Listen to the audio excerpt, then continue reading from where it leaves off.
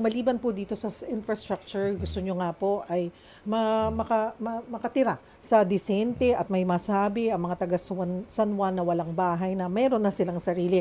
Ano pa sana yung gusto mo pang gawin kung ikaw po ay papalarin for the third term? Ito po actually magsisimula na po this March, dalawang malaking infrastructure projects po muli. First is our multi-level sports complex.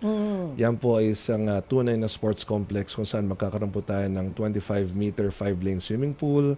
Wow! Magkakaroon ho yan ng mga physical fitness facilities. So merong physical fitness gym, may indoor jogging track, meron ho tayong mixed martial arts studios, merong lugar para sa boxing, chess, billiards, badminton, pickleball. So lahat ho yan ay ating ilalagay sa isang multi-level sports complex. At yan po, ang groundbreaking niyan ay itong buwan na. This March na po yan. So hindi ho yan pangako. Secured na po natin ang funding niyan. So that's something I'm excited about.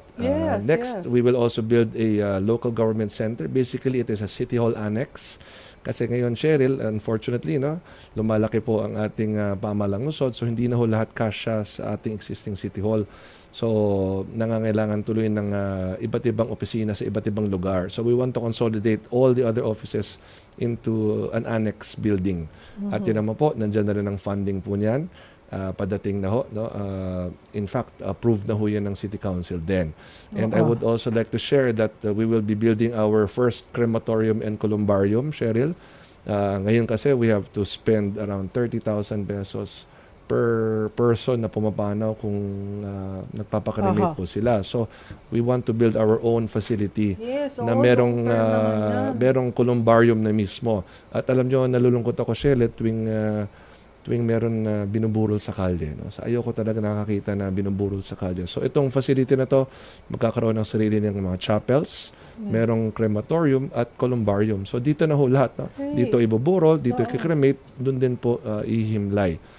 Magre-refleeting din po tayo ng mga vehicles. So, additional barangay vehicles, additional police vehicles. We will also procure a ladder fire truck. Ito yung umaabot po sa mga high-rise buildings.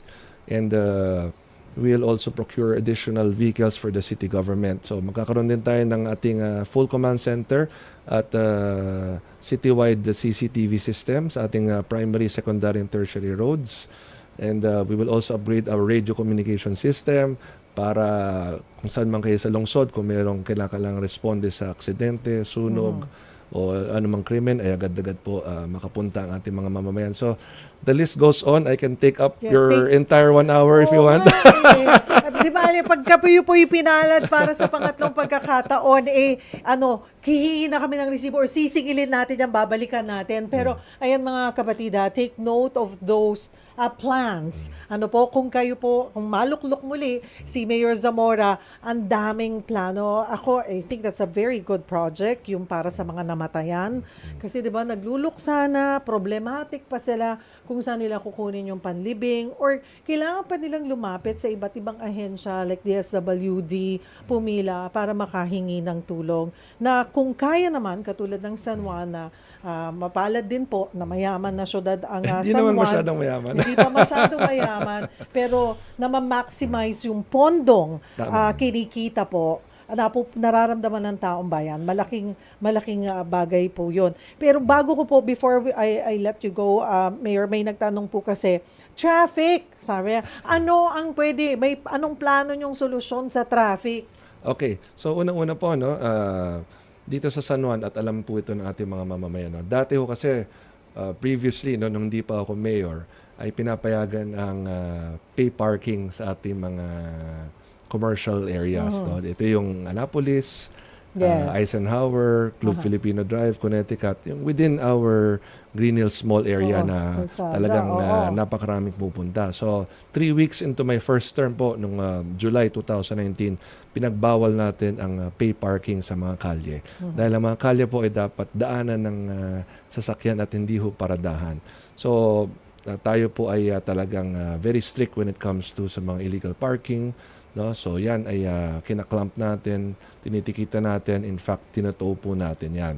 And even the barangay officials are empowered to do the same. Meron din po tayong single ticketing system. First in the country po nag-implement ang San Juan yan, kung saan yung ating mga fines and penalties across Metro Manila ay standardized na. Yung 20 common traffic violations, so you can pay on the spot your fines.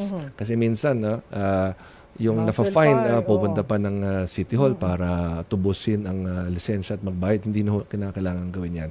Of course, we are also ensuring that there are traffic enforcers all around the city every time, lalong-lalo na kapag peak hours po natin. No?